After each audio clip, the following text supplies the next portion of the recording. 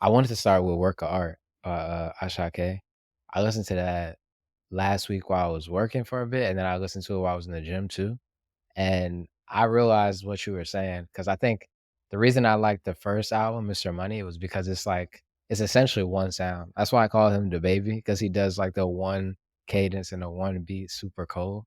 But this album, I do feel like he took the Amapiano Afrobeats esque vibe into a different realm. Like it was definitely a lot more range throughout their project, top to bottom. The first time I listened to it, I got to listen to it all the way through, and it would just sounded real crazy all the way through. It was real different from what I heard the first time from the first album, and I feel like, it's a more complete project, like I said. Like, I Yeah. think you really have to listen to it top to bottom to get the full effect of it, and I feel like there's so many songs out there that have a lot of replay value. Like, I feel like, obviously, Amapiano didn't that win a Grammy? Didn't that win It a Grammy got this year, or Grammy was that up nominated. against It Tyler? got nominated against Tyler. She one song and she got the Grammy, insane, right? But yeah, I like the album, bro. I still to this day, I stand on what I said. It's probably to me his best project yet. Like I feel like when it's work of art, it's a good like name for it. Honestly, it's fitting. I I still feel like. don't it might be a better album, but it doesn't have the better singles. It doesn't have the Okay. better singles. I feel like maybe if you take the singles and match them up against the singles from this one, I still am not on board. Even though I like a lot of songs on here. Like I like Lonely at the Top, I'm a Piano, Basquiat, the one I was listening to last week, which was Great Guy, What's Up My G, that's a great song, and Yoga feels good at the end of that song, which I didn't really understand, but I think this Amapiano, like, style production, which is what we're gonna get into next with Stefflon Don, I feel like there's just so many different variations and ways you can go about it just because, like, I don't know, it just sounds different than most rap or music out. Like, I know Mhm. I follow Joey Akin on Twitter, and I listen to a lot of what he says, like, in terms of his writing and stuff, and he talks about how, like, Afrobeats, he feels like right now is suffering as well as, like, the production because everybody's using Amapiano, but I feel like it's just, like it's a trend thing. You know, when a trend starts going Mhm. wild, everybody starts using it, but I think this is gonna be the next wave of it. Um, the next so I just wanna get into the song that came out, Big Fat Machine by Stefflon Don featuring Major League DJs and FIVIOFOREIGNN. Um, I feel like Stefflon Don from the UK is probably the most Afrobeats influenced rapper right now, I guess. I don't Mhm. even know. I feel like she's been on so many different Afrobeat songs recently. She did one with Benson. She did one with Victini. She did one with DJ Spinall. She did a couple other ones too. And I just feel like she's in that bag. And so it makes sense that she would be one of the first ones to get into this like I'm a piano bag. And I think putting Fabio on here shows you like what a drill artist could do on here too, which could be interesting. So it makes me more interested to see what Central C and Ashake could do because that would be like a similar sound. But I don't know. I really like the song.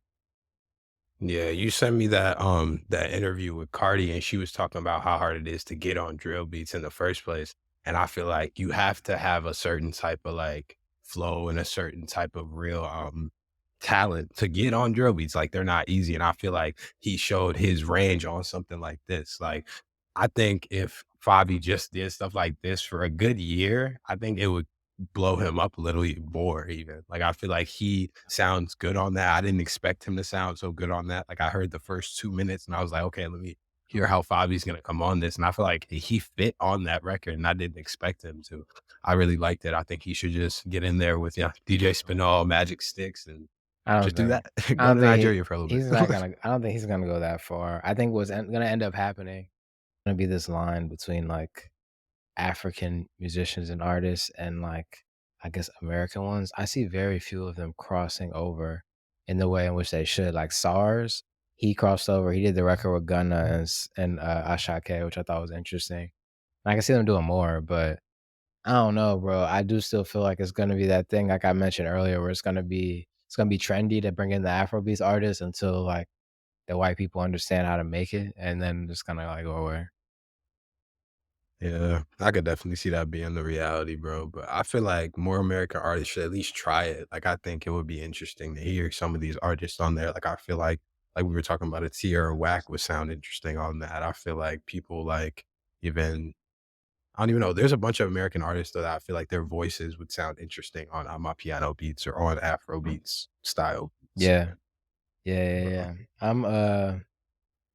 I don't know. We'll see where it goes, but I'm gonna intro. This is episode 49 of the Rhythm and Rise podcast. I'm your host, AJ Hughes. We're back remote. I'm here with my co-host Antonio Hughes. Um, I don't know why this feels. I mean, we've done so many episodes this way. This feels way more comfortable, I guess. But we need to do more episodes in person. I don't know how we're gonna do that. We gotta figure it out. yeah, I was thinking, like with my next semester of school, I was gonna try to come to Jack's at least once a month or twice a month if I could, just to get, I mean, obviously to see you guys, but to get the pod recorded because I think it would definitely help having that different shift of like style of pod. And I feel like it was easier for me to respond to things faster when I'm like in person because Yeah. I almost being like forced to like you can't sit there and like take a second to think, or I gotta unmute my mic. I gotta be like really ready and present every time. And I kind of like that. But Yeah, yeah, it's an bro. easier conversation. I feel like this is a it's a different style of conversation that you sort of get used to, but I think it's Hmm. just easier to talk to somebody who's sitting right next to you. And we could probably just like Right. do because I feel like we talk about a lot of stuff that's going on in music now. If we talk about maybe some more, this is like potting about potting, but more evergreen stuff, like we can Hmm. like batch record like multiple episodes in a day and sort of like figure that out in person. But yeah. Yeah, I'm good. I'm good, bro. New music though, new music. Party Next Door is back. He released a single called Real Woman. What did you think? Are you more excited? Are you less excited for this project? What are your thoughts? I'm kinda in the middle still. I feel like I'm gonna come at it with, like, a clean slate type of mentality with Party because I guess if you look at his last 2 projects, they're not similar at all. One of them's really R&B, and I feel like the other one, Party Mobile, which again, my favorite Party Next Door album is Party Mobile, but, I feel like it had that Afrobeats type of sound, and I feel like I should come at it with a clean slate type of mentality and I like this song. It was more R&B leaning, but I do feel like he's gonna release something real different. I feel like he's gonna come out with a good project. I feel like he hasn't really, to me, disappointed as far as music. And I'm definitely ready for it. I think it's gonna sound real good. Do you think so you think this is gonna be more of an R&B type of album? I mean, based off the singles that he has released over the last year. Honestly, yeah. Like I think he kind of heard what people were saying. I feel like I told you how that girl I had met told me that that was her Party Mobile was her least favorite Party Next Door album, sorry, and I feel like a lot of people felt like that, like they weren't ready for that sound, or it just sounded really different from what they're used to from Party. I think he's gonna lean back into that R&B sound. I think that's really his pocket, even though I really like how he sounded on the Afrobeat, sound. I think that's his pocket is the R&B sounds, and I'm ready for it because 'cause I'm a big R&B guy already either way, but like I said, clean slate mentality with it. I'm ready for whatever, to be honest. Yeah, I just thought it was okay. I wasn't blown away by it. I don't know. I'm not super blown away by Party Next Door in the first place. Like his last album was good. I liked it. But people would always Yeah. mention him and his pen and how good he was. I'm not saying he wasn't. It just that wasn't music that gravitated to me, I guess. You know, so I'm not like super uh excited for this, but I'm whelmed. I'll throw it on. I'll throw it on. Yeah, I feel like, him, Weekend, Brent, like, even though I really like Brent, I feel like they're for the girls, bro. Like, the girls are really gonna appreciate the type of music they make, and, like, you could definitely throw it on when you got the house full of women, party full of women, and it'll go up, but it's not always for us, bro. Like, some of the stuff he be talking about, like, I kinda feel like, at least content-wise, the same way I be feeling with Tusi, like, it's just not always for me. Like, a lot of the stuff he's saying is not for me, bro. It's for the Yeah. girls, so I just gotta be able to take it like Yeah, that. I'm not a I guess a fan of Tusi. I So don't like Tusi, bro. if they make songs for the women, like, is Scaring the Hoes music for us? Is that our Like, is Freddie Gibbs Yeah. Our Party Next Door? I don't know if I wanna get that comparison, but yeah, I would definitely say some of that stuff that you wouldn't throw on in a party full of women is definitely the for the guys type of music. Okay. Does Rhapsody make Scaring the Hoes music? Yes. Rhapsody be rapping over hard beats and really rapping for real. Like, I don't think she makes music for the girls for real, but it's weird. I don't know. It's weird to be a girl not making music for the girl. That is different. That is real different, bro. She said her splits are like 60-40 women, so let's not say that. But Oh, really? yeah, Rhapsody put out a single, Stand Tall. I just heard it this morning, but I thought it was good. And this one with the single they put out, I think it was last month, Asteroids with Hit Mhm. Boy, that one was really good. And the track list got released for this, and he had some I mean, she had some interesting, names on there. Did you see it? I didn't see the track list, but I did hear the What song. did you think of the song? Sounding I it sounded good, like, I'm ready for another Rhapsody project. I'm a big Rhapsody fan. Her last 2 albums to me have been real art pieces, like, especially that last one where she took all the, different women that influenced her and different women rappers who influenced her, and she made songs kinda based off of them. I thought that sounded real good, and I think this next project is gonna be one of those. Like, Rhapsody is just when it comes to women rappers or female rappers, whatever you wanna call it, I feel like she's just in her own lane, like, she's in her own space, kinda like Tierra Whack. Like, I feel like she's doing different stuff than what you're hearing from, like, real mainstream women rappers. Like, I feel like you're not hearing her do what Sexy Red is doing, what Flo Milli's doing, what Cardi's doing. Like, she's really, like I feel like she's really I guess you could say traditional rap, like, she's really trying to get real bars off. It's not just making, like she makes quality songs, I would say. It's not just about making, like, whatever is gonna sound the best to the mainstream, I guess. Yeah. It was what I'd say. After looking at this track list, you know a collab I would love to see? What? Rhapsody and Little Sims. That would be crazy, I feel like. Mm, But it would, bro. yeah, but the track list, um, it is 22 songs, which is kinda long for her, I feel like, and then the features include Felicia Rashad, Hit Boy, BB, Dixon, Erykah Badu, Alex Whoa. Isley, BB Borelli, Keznami Keznamdi, I don't know who that is, Nico Brim, Lil Wayne, Baby Tate, Felicia Rashad again, Amber Navran, and Felicia Rashad again. Um, but it gives me a very, like, I don't know, like, I don't know, like, Cleo Soul is a genre now, but Cleo Soul, Little Sims type of vibe, that's what it gives me. The single is good. I'm excited for the project. I don't know when it's coming out, though. Did they give a date? It doesn't come out for 2 months. But, yeah, we'll look forward to it. Alright, what else we got on Uh, here? 2 Drink Minimum, Terrace Martin. I was listening to this while I was preparing for the pod. It's honestly just it's all instrumentation. They're just instrumentation, just bops. I only listened to 2 songs to give you, like, an expectation as to how long they are. The first song was, 8 minutes long, and the second song Jeez. our attention span is so short. We can't even make it to 10 minutes on a song. Like, I don't think niggas should be making 10-minute songs, respectfully. I feel like 5 should be the cutoff. Like, I feel like what do you have to say past 5 minutes that you can't there's say no on track 3? words. There's no Oh, words. okay. Oh, well, then that's different. Yeah, that's different then I feel like. It's instrumentation, yeah. The second song is 8 minutes, and then the last 3 songs are all under 3 minutes for people like you. Yeah, maybe that's why I couldn't get through that Andre 3000 project because it was just too long. Like, I feel like I'm the type of person where I like hearing instrumentation, like full jazz type of albums where it's just instruments. But sometimes, you want to hear the next thing, bro. But yeah, it's the attention span. That's the real problem is we've been given these short attention spans. You know what's crazy? I Yeah. think it's the fact that he was a rapper first that people don't wanna listen to it. Because he had 25 years of, like, brand equity as a rapper, and that nigga said, "I'm finna pull out a flute." Bro, I was like, "Yo, fuck that." Like, fuck that. Yeah. And which is because for me, I can't even, like, I've listened to it one time, and I'm not interested in listening to it. I'm not saying it's bad. I just don't wanna turn it on. And I think that's honestly crazy that he's so associated as a rapper that we can't even, like, really give it a chance.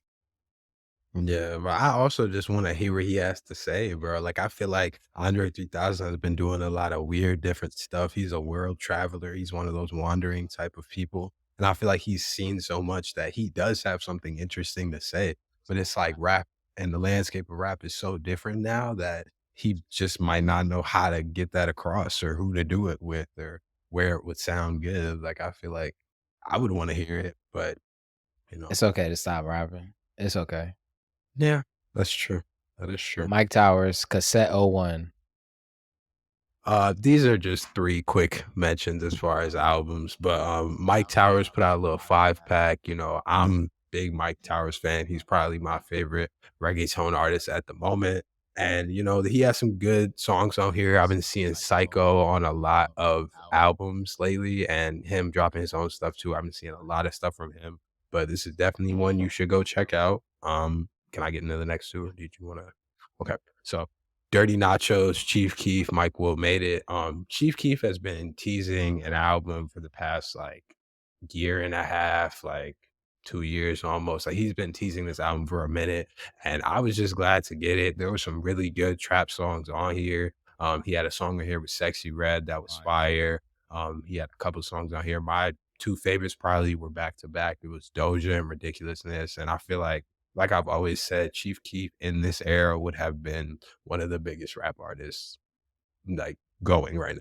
And then Worldwide Whack by Tierra Whack. This is another one I'm gonna have to dig into more. Tierra Whack always really has um really interesting projects. I feel like you really have to sit down and break them down and really listen to them over and over to really get what she's saying. But my favorite song on here was Chanel Pit. I think that song was fire. I think that was track 2 or 3. But I want to give it more of a listen before I give a real take on it because I like Tierra Whack's old music and to hear her come out now, definitely excited for that. So Okay, I'm excited for the album too. I just hadn't had time to get around to it yet. Mike Towers, that was a surprise for me. I'm definitely gonna listen to that when I get a chance. And Chief Keef and Mike Will love making music. I feel like I see them put out music all the time, which is pretty cool. yeah. Yeah, they've been teasing stuff for a while, and I mean, he been working with him for a little minute too. But I did see Mike Will Made It in the studio with Wiz Khalifa too recently, because Wiz Okay. Khalifa said he was releasing Cushion OJ too soon. He said he was gonna release new merch for that and everything. So I'm excited for that one too. Like Mike Will Mm. Made It's definitely been working What's recently. the So last Wiz Khalifa project you listened to?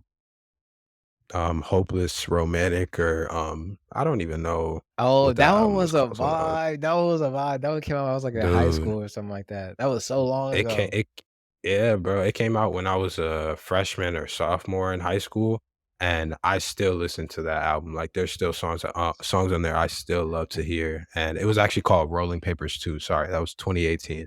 That was the last full project I've listened to by him, but also, 2009 by him and Currency was also a good little chill album to throw on in the background, I like that one too. Him and Currency make really good music, but Okay. yeah, bro, I'm going back to yeah. look at this album because there was a song on here that was like that was my shit. What was it? Dang, I'm not gonna find it. Yeah.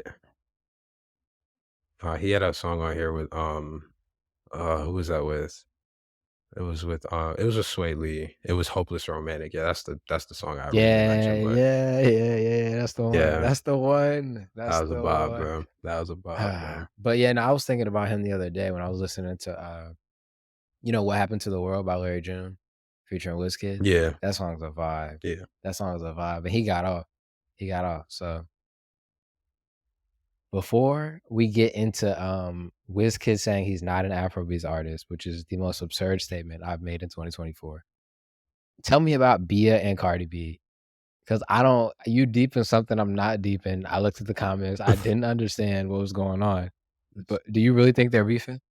Bia is my favorite woman rapper right now. It's between Bia and I would say Bia and Lil Sims, honestly. That's where I'm kinda at. Okay, so if I'm deep in it, this is what I've been hearing. I don't know if this is correct. Don't shoot the messenger, okay? But basically, Cardi B released her new single. I think it's like what freestyle, something like that. And they were just saying online that it sounded really similar to bro, I wish I could pull it up. It was a song that Bia had released about probably a year ago, year and a half ago. Let me find And it. also, it was even the look of the video, how it looked.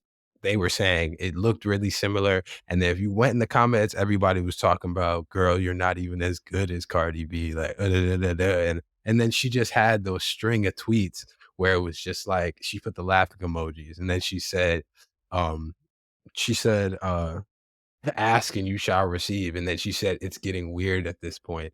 Like, and it just seemed really cryptic. I don't know if they're really beefing, but that's what it seemed like. And I thought you might know just because you're more up with Bia than me. I'm more of a whole lot of money fan. That's, that's kind of my Bia vibe. But, I just heard some things and I was questioning. So, It might, I don't wanna make it messy, but be in beefs for no reason. Like, yeah. people and the thing is, bro, like, this is, like, the 2nd or 3rd time that Bia said that, like or something like this has happened with Bia, and then the person comes out and sort of like, "Ain't nobody thinking about you." Like, this has happened this happened with Burna Boy last year. This happened with Burna Boy last year. Yeah, Did you see bro. that? I did, but I don't know why they be disrespecting Bia like that. Like she can't rap. Like they be online talking about like no ain't nobody checking for your song. Somebody in the comments said this was me laughing when I saw your monthly listeners compared to everybody else. I was like, dang, what's wrong with Bia? Like But Cardi said something about, like, "You were in my DMs." Like, and that's what Burna Boy's whole thing was. Burna Boy and Bia's thing was like, Bia said she didn't know who Burna Boy was or wasn't really aware or something, like, something absurd, like, "Yes, you do." And so he came back on yo, this how cold Burna Boy is. He came back on the song with that, it was this deceased Indian rapper that he was close with, and he came back on that motherfucker and skated and said, "That bitch was in my DM." He was like, "I gotta find it. I gotta find it." 'Cause that song I don't listen to, but that verse he slid. 1 second. okay, okay.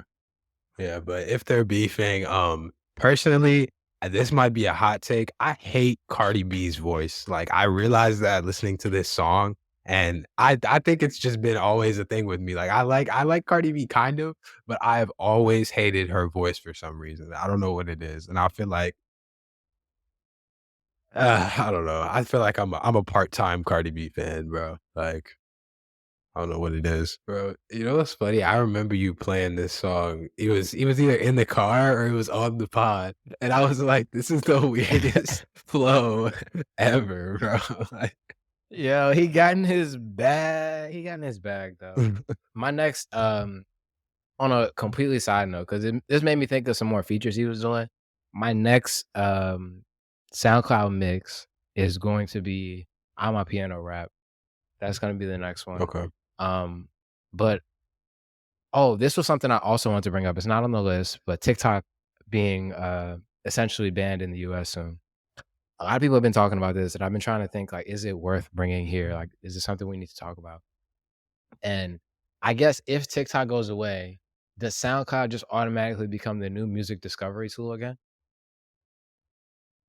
mm, I don't know. I feel like that's a hard question because I feel like SoundCloud still has been slowly and slowly dying. Like it's dying very slowly. Like I feel like there's still a lot of people on there listening to it, but I don't feel like people go to SoundCloud to check their music anymore. I feel like Spotify itself has become such a discovery tool that you don't need a SoundCloud, but it really, I don't know. That's a really hard question, but I feel like TikTok being banned doesn't really make a lot of sense if I'm not gonna get political, but it Yeah. just doesn't make sense, bro. Yeah. I think, I've been debating on, I guess, the content I'm putting out, and I've been in my own head, but it got me to thinking, bro, like, to me, I get somewhat hesitant to let Spotify be my music discovery tool because I know, like, the way that they design their algorithms, it's like you're never gonna really be finding, like, artists they don't want you to find or just random off the cuff,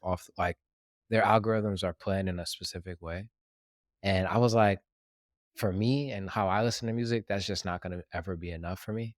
So that's why I started going back to SoundCloud.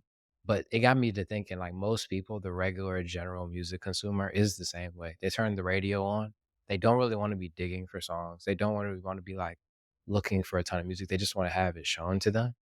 And I guess, like, if you're a music curator or you're, like, sharing music with people, it's kinda your job to go find another way to dig, so I guess this is just more a personal preference to me of looking for other places to find music. But I feel like if TikTok goes away, I don't know, because I think that leaves a bigger void than just finding music. It's like, where does all that content end up going? Where's that go? Because people aren't just gonna stop making content. I think it's gonna shift to Instagram and YouTube Reels, at least in America, because I heard that at least I was watching a video, and I mean, America is only 10% I of saw that TikTok's video. entire user base. Yeah, bro. So it's like, for one thing, I don't see it being like shut down completely. I think it's just literally gonna get banned in America because you got 90% of the world that's still on it. Mhm. The Did you see it? And did you see the part of the video where they said one of the most followed users is more than the amount of people that use it in America, bro? Like, he Oh, yeah, has more yeah, followers. yeah, yeah, yeah, yeah, yeah, Yeah, that dude yeah. who doesn't talk, Yeah, who the just does like the little yeah. Yeah, bro, like, I think it's the weird. I don't I yeah, bro, that he's funny, bro, and I think it's crazy, bro. I think them coming to shut that down is really gonna hinder a lot of businesses, a lot of artists. Like, I feel like it was a place to get discovered, very organically. I almost lost the word, but it's such an organic place to get discovered and to put your content out that it's definitely gonna hurt a lot of people. Like, I thought when they took all the music down in the first place, just the different labels, that was a big step. That was like a step backward, but taking it away completely from American artists is definitely gonna be a huge step backward. And I think also that's gonna help a lot of those overseas artists or those other artists from other countries, like, grow their platform more because they still have a TikTok. They still have that, so Yeah, I think, I mean, you see this at every time there was a new social media platform, which has me thinking, like, we haven't had a new one in a while. Like, I thought the newest one that people had mentioned was, like, Be Real, and that died so quickly. It came and then it went. insanely It fast. came and went, and Yeah, bro. everybody was like, "Bro, this is boring." And so people just got bored of it. I got bored of it. And so it just gets me to wondering, like, what would be the next social media platform? And I keep seeing, like, which is interesting, for a couple of reasons. Gary Vee, who's been right every time, has been saying, like, Facebook, Facebook, LinkedIn, and YouTube Reels. I mean, YouTube, Shorts. And so I think we're just gonna end up funneling into the other platforms, like you said. Um, but it does have me interested as a marketer, like, what's next? I always wonder what's next, but Yeah. I thought it was gonna be Threads personally. For some reason, I thought Threads was gonna have a little blow up. Maybe it was because of the whole, um, like, Twitter thing, like, I thought Twitter was gonna go down, but Threads ain't on nothing. nah, that was Threads ain't on a yeah, that thing, was bro. BS. Wizkid is not Afrobeats. Oh my god. So Wizkid posted on his story, he posted, like, the title of his album, which was his mother's name, and then he went and said, "If you like Afrobeats, do not no download my album. I no be Afrobeats artist, no call me that. I no be Afro anything." And then he went on to explain essentially, like, yes, he's African, but he makes all sort of music. And he essentially, um the way he talks about this, and I think people didn't really like, and maybe it's just the way he delivered it, but it's like how Tyler, the Creator, when he came up for the Grammys, like, he kept saying, like, putting Mhm. him in the rap category was, like, just essentially saying the N-word. Like, it's sort of like how when Sean Paul came out, it was, like, just Caribbean music. Like, they're grouping him and Bob Marley together, and it's like, "What?" Like, you know? So, I could see how he could feel away because as, like, the background behind the scenes stuff starts to work out, you could see, like, they just made an Afrobeats Grammy. Like, that's crazy. Or, like, an African Grammy or something like that. It's like, we just gonna throw this entire continent of over 1,000,000,000 people on one category. Like, that's nuts. And so, I think that is more the sentiment of what he's saying, but the headline being Wizkid says he's not an Afrobeats artist is kinda crazy to me. Yeah, I think that's just clickbaity, but it kinda reminds me of the whole Beyonce thing. Like, I got in an argument with somebody on, Twitter this week, and they were talking about how they felt like, 16 carriages and, Texas Hold'em was like Beyonce cosplaying culture. And I was like, first of all, country music was created by Black people. Second of all, she's from Texas, so this is like in her blood. So is that not what she is? Third, why do we have to sit here and care about what the people at the Grammys have to say about what type of music we wanna make? Like, that's never been the case, and I feel like it makes sense for as a point sorry, as a from the standpoint of, okay, I'm trying to play the game, I'm trying to, get the Grammys, I'm trying to get the looks. The Grammy bag is a little different once you get that album of the year. You are put in a different space, even though Beyonce already is in that different space. And I just feel like in every way possible since the inception of the music industry or just the inception of music, they've tried to pigeonhole us into a black category. It's just that's black music and it's not just great You music. know And I feel like, it's look, crazy, like, go ahead. I think I feel like when we started this pod, I was just, unhealthily obsessed with genres. Remember that? Where I just kept talking about genres, and I'm like, "This doesn't make sense. Why is this this?" And it got me and I'm like, I didn't know why it bothered me for real. I couldn't explain it until now. We've had more instances of, like, stuff like this happening, and it's because, like, they're not categorizing music by how it sounds. They're categorizing music by who it's going to sell to. And when you think about it that way, it's like, is it racist? I guess. Maybe, but it's like as a suit, as somebody not making the music, like the urban demo is like we're just gonna try and put them all in this urban demo because we're trying to sell to an urban audience. So we're just gonna package it up for them in a nice, neat box. And so people who aren't in the urban demo know this is not for them. You know what I'm saying? And I think they're like, when they get a new genre of music, they have to package it in a similar way, whether it be Afro beats or dancehall or reggaeton, because they're trying to dish it off to a specific group of people. Which, in my mind, knowing like we're doing a black podcast, like a African diasporic podcast, so we know that urban in America can potentially sell to urban in Nigeria, can potentially sell to urban and so we're looking at it almost from like we're not looking at it from a demographic point of view or perspective. It's almost like a psychographic. It's like a thought. Like if you feel like you're black or you're into black music, we are for you. And so we fit multiple demographics. Whereas I feel like they look at it specifically by demo, which is in my mind a disservice. I think you could potentially be losing money that way. But they don't see it that way because they don't try and understand us in any way. And I guess that's our benefit if we play to it, but that's I feel like it does you a disservice when you do it like that because it's like Beyonce can sell to white people. She can sell to white people if you help, but you're like you're saying she's not that. And so you're like leaving money on the table in a weird way, which tells you a lot about like what they think of us, I guess. You know what I'm saying? Like they really don't like they would rather leave the money on the table than do business with us in that way. So I don't know. Yeah. I don't know.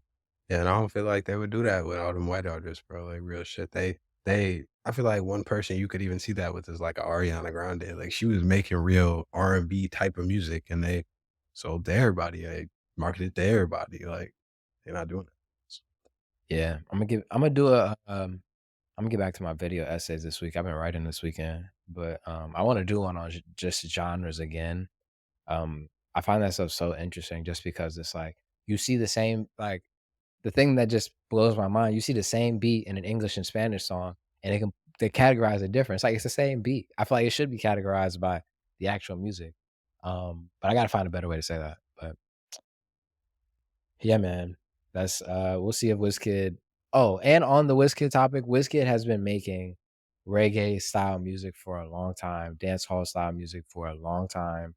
I would say that even though the production of More Love, Less Ego is still in the Afrobeats vein and has some Amapiano types of production, I always get the vibe of like reggae is more a feeling than it is like a style of production in my mind. There's obviously BPMs and Right. instrumentation, but it's more a feeling. And Wizkid gives me that same feeling as a Bob Marley. And you can tell that there's influence there clearly. But yeah, I'm excited for this next album regardless. I don't care what he calls it. He could call it crack for all I care, bro. I don't care. I don't care. Um, Real.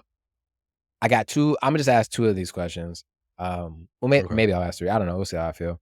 The first one was, "Advice" by Mr. Easy. Okay, I gotta intro the segment. This is playlist shuffle or song shuffle. I don't know. Next week I'm gonna have the name, but it's a segment where I heard songs, a question came to mind, and I'm gonna ask my co-host the question. First one, advice by Mr. Easy, Bob. What's the worst advice you've ever received? Um, I I don't know if you were gonna say the same thing, but I definitely would say it's have a backup plan. Like you need a plan B. Like I feel like I've heard that. I heard that a lot when I was still hooping, and coaches would tell me stuff like that. But when you have and when it's not even like having a plan B. Obviously, you need to know what you would do if this all went to shambles. But I feel like when you have this idea in your head of like you have this fallback and you have this backup plan and it kind of takes you off of your focus of where you're trying to go in the first place. And I feel like you kind of have to have that sort of delusion in what you're doing to be able to get to the next level. I feel like you can't be at the top if you think, well, if this fails, I can just go do this. Like you really have to focus on like just the just what you really want, your actual goal. Yeah. Yeah, I agree. I would say the same thing. That was my answer too. I think, and I was telling Colton this the other day, we was having a conversation, and I feel like because we play basketball, we're jaded because basketball is like a zero sum game. It's almost a zero sum game because the numbers are so crazy. It's like you feel like you didn't achieve the goal if you're not in the NBA, you're not pro, or you're not D1 or D2. Like you D3 NAIA, you feel like you lost, or you don't even play college for some people. Like, you feel jaded, and you don't really have a ton to see of it because, like, it's an athletic pursuit, and once you're done with that athletic pursuit, you may have certain intangibles that you can translate into other fields or certain thought process that help you certain thought processes that help you, but I was, like, coming at it from this perspective with Colt, like, I have sat down and wrote, like, "How could I turn this into a $100 million company?" What we're doing right now. I have wrote that down and tried that thought process out to see if I could potentially even get somewhere near it. If I come up, 100 times less than that, I still built $1 million company, right? And so, like, a lot of business, and I would say other games in the real world aren't those zero sum games like that, where it's like, if you have a path and this is the plan and this is what you wanna do, maybe I don't get to 100, but maybe I get to 10. Maybe I get to 5, and that puts me in a way better position than where I'm at today, right? And so I think people need to, like, especially us, because now we know what happens when you do something for 10 years. You know, we've done it, and we still were, even though we didn't get where we wanted, we were better than 99% of the population of people that did it, which in any other field, it's like, if it's related to money, you get in a bag.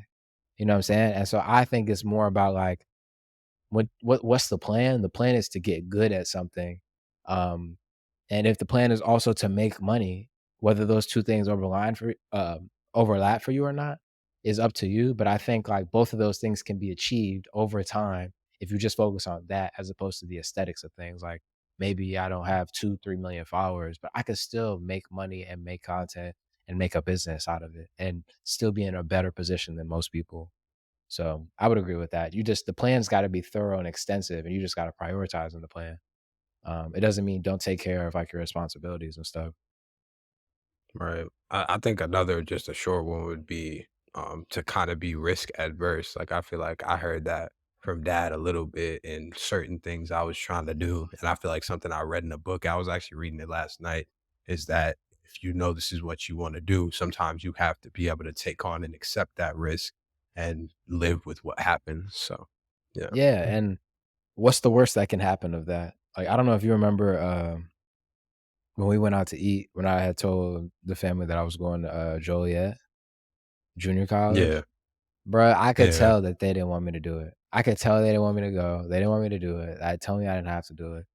I was like, "Yo, that's crazy. I'm enrolling tomorrow. Like, I don't care." Like, I was like, "I don't care." And, like, I just I don't know.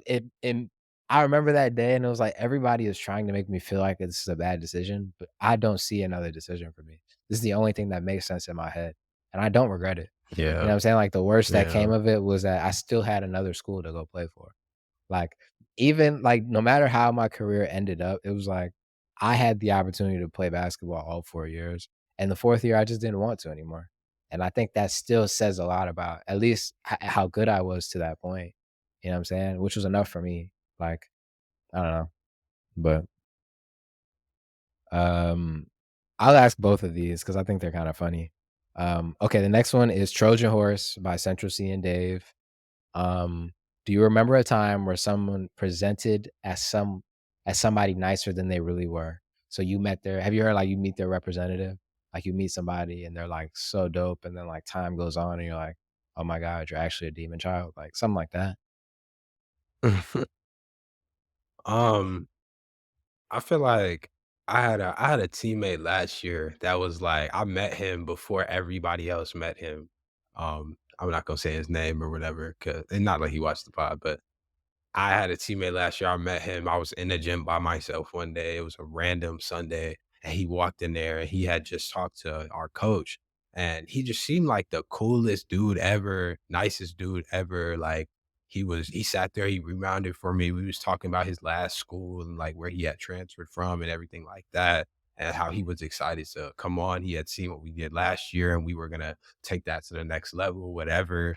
2, 3 months pass, we're in practice, and like, he's obviously a bigger dude. He's probably I'm not even gonna list out all this stuff because 'cause that'll just give away what I'm talking about. But either way, he like we was in the Florida game. I went to the basket, I kicked it out, somebody shot it, and when I was like boxing out, I like jumped and he like literally threw me over like with his shoulder and was like, he looked at me, I'm not gonna curse that much. He was pussy. Like, he was like talking to me in my face, and I got up and I got on his face. A couple months later, he was off the team anyways. But he just seemed like such a nice person at first. And then by the end of I'd say the middle of the season, everybody on the team just did not like him anymore. Like he was just literally like a toxin to the team almost, bro. It was kind of Yeah. crazy. But Yeah, I feel like there's a yeah, lot of people like that on JUCO is so crazy too because you get such a mixed Juco is bag. nuts, You get bro. such a mixed bag. You get people who are like, "Bro, this is my last chance." And they're like, for me, bro, I came in there, I was on BS, bro. I was on BS. I was bro, when people was in there like messing around or like not taking it serious, like I don't know if I told you, but like when they recruited me, they told me they're like, "Oh, so the starting guard we have now, you're better than him. You're gonna start. You're gonna start when you get here." They didn't tell anybody that, but they're like, "If you do everything you're supposed to do, you will come here and you'll start and you'll play." And I was like, "Bet." For me, that's not enough. I gotta go into practice, and I gotta go into conditioning, and I gotta mop the floor with you so everybody around here in there, and I was picking him up 94 in open gym, the first open gym. I was not playing. Like, bro, like, bro, like, psycho in me just could not let it. I was like, "Bro, this is my last this is a D3 JUCO. I'm not here to play no games, bro. Like, I gotta play like fucking AI in 2000. I gotta have an MVP season. I'm not fucking around." Like, I was so serious about that. He ended up quitting, and so there was, like, a couple of people that quit early, and you could tell that they just liked to hoop. They wasn't serious about it, and that's why I was like, "Oh, this is like" you have to be at the right JUCO because there's so many Yeah. people that are there who are serious and so many that are not, the season can go poorly so quickly, and, like, my team was a perfect example of that. We started with 17 people, and we ended with after my ACL tear, there was 6 people left. So, I don't know. Um I don't wanna talk about the time somebody presented as nicer than they really were. I just wanted you to answer it. Mine's a little crazy. Um, Last question. Big Flexa by Costa Stitch, RIP. Um, Worst money you've ever spent on somebody else? My freshman year of college, I went on a date with a girl. I don't remember if I told this last week, but I went on a date with a girl, sushi date. And then I just never ended up seeing her again. That's why it was bad. Like I went to the date. She was real cool. Date was cool. Had a good night, whatever. Got the bill. I was sitting there. I was like, I had one of those. I had one of those. I'll be right back. I'm going to the bathroom, you know. And then I just was in the bathroom, like I was like, "Damn it, bro! Like this is insane." And then we went to the bar after that. It was actually the club or whatever. In Chicago, same thing. She was like, Let's get shots. Yeah, let's get shots." I was like, "Okay, whatever." Dude, bartender came up to me, slid the bill across real smooth, like I was just going, throw him some money, throw the money at him. No, I was sitting there sweating, looking at that too. Almost paid as much as I paid for them drinks as I paid for the sushi. And then we went to Velvet Taco actually after. Nah, not the third. Yo. See, that's how I know you're a rookie. That's how I know you're a rookie. Because Bro, but after I see the first bill, I'm like, damn. You go to the second bill because you're trying to keep the vibe going. It's like, damn, that's a lot too. But I'm him, so I'm gonna pay it. I'm tired. I gotta go home now. You know what I'm saying? I gotta find an excuse to go home. We're not going to the third spot. Especially if I've been paying all night, we're not going to the third spot. Not on the first date. Not on the first date. yeah, that was a bad day, bro. That was a real bad day. I learned my lesson though. Velvet taco are like And $4 tacos each, and you gotta buy tacos for you and her. You can't be. Did you like order one taco for yourself? Or you're like, yeah, I ain't even hungry. I didn't eat that night, bro. I did not eat Velvet Taco that day, bro. I swear I did not, bro. I just missed out. I missed out, um, bro. I will say the worst money I. Oh yeah, I can say it because I I told all these people to their face this was bogus. But I went to DC. I was Mhm. going out to Howard for homecoming or whatever, and on a Saturday night, um, we had went out to like a restaurant. And usually at restaurants, when you got a big group, you can like order pitchers and stuff like that, like pitchers of alcohol, depending on how many people are there. And this is where it gets tricky because in bigger cities, sometimes they don't let you split the bill in a certain amount of ways because they got so many people coming in, they got so many people at the table and stuff like that. Sometimes the restaurants are just like, you're not splitting the bill. And so my dumbass. I remember they're like, "Let's get 2 or" I think it was 2 or 3 pictures for the table, and, like, everybody like, people just take one. And so Caleb ended up getting one on the one end, and nobody else was willing to get it on the other end. These pictures were, like, $90, I think, like that, or, like, $85 or something crazy. And so I was just tired of us arguing over it, and I'm like, "Y'all each cash at me." I think everybody needs to cash at me like $8 or $9 or something like that. I'm like, "Y'all just cash at me the 9 and I'll pay for it on my card." And they're like, "Bet." I hate niggas, bro. I pay for it. And I'm like, we going to the next spot and I'm hitting people who are in different Ubers like, "Hey, yo, send me the cash." Like, "Oh yeah, I got you. I got you." Bro, by 3 or 4 AM, one person had sent me bread and it was Caleb. It was Caleb, bro. And he paid for the other picture, didn't he? Exactly, exactly. He felt bad that his friends did that, so he in the morning, he did wake up and he sent me the bread for that picture, which I thought was some real shit because I didn't know them niggas at the time. Like, that was my first time meeting them. And I was well, no, it wasn't. It was, Yeah. like, my second time meeting them, but we weren't, like, super cool or whatever. And so, I was mad as hell because 'cause I'm like, "Yo," like, that was the last time I did that too, unless it was, like, my homies and, like, I invited them people out. Sorry, I just ordered my little, cranberry vodka. I get my own little drink. What you talking about? Bro. No, that shit. Song of the week. Song of the week. What you got for us this week? This week, I had a little throwback come through my because I was grub hubbing a lot over the past 2, 3 days, and I was just in the car, music on shuffle. But Lucha Bros by Westside Gunn, Currency, Benny the Butcher. That was off. I don't know if that was Hitler Wears Herman's 5 or 6, but that was one of my favorite songs off that project. Benny is always in his bag. Westside Gunn, top tier curator, you know what I mean? But that and then off that Mike Towers project, AMOR Narcotico, which for my people who don't speak Spanish is love narcotics, but the song is fire, the beat's fire, and I think that whole project, honestly, go give that a listen. But Lucha Bros, Westside Gun, and AMOR Narcotico, sorry, Mike Towers, and the whole project is produced by Avi on the drums. So I'm gonna go look into him too because he was makes some good beats. Okay. Okay. I got 2 songs for y'all this week because nobody can tell me what to do. That's my new tag, bro. The first one is "Me" by Jadakiss. This is a old it's like a throwback, but it's not really a throwback. Like, it came out in 2020. Um Okay. soul sample. I love that soul sample genre of hip hop where like the sample is saying like the same words over and over again, and the rapper is playing off of the soul sample like Kanye did. Like this is one of those. This song is about. And then uh just because World Boss has been in the news so much, the Touchdown remix by Stylo G featuring Nicki Minaj and Vybz Kartel. Um, I don't know if World Boss is gonna get freed, but you know what I'm saying? He been back in the rotation recently, yeah. Touchdown G Free that boy. Touchdown remix by Stylo G.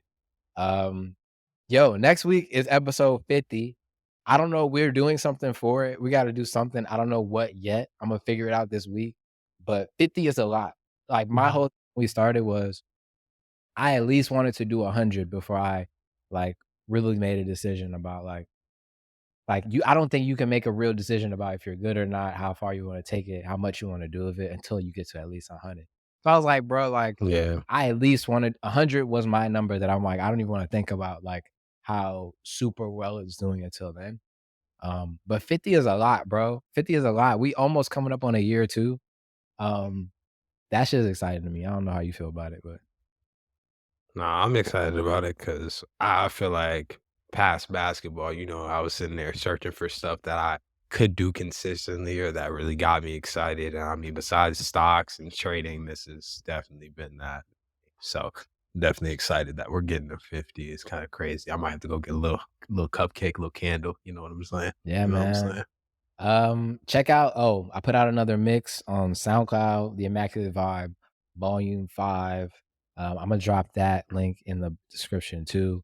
I'm trying to drop 1 or 2 a week. I'm trying to get in my DJ bag. That's something I've been really exploring this year, so check that out. Um, I don't know. We'll see y'all next week, I guess.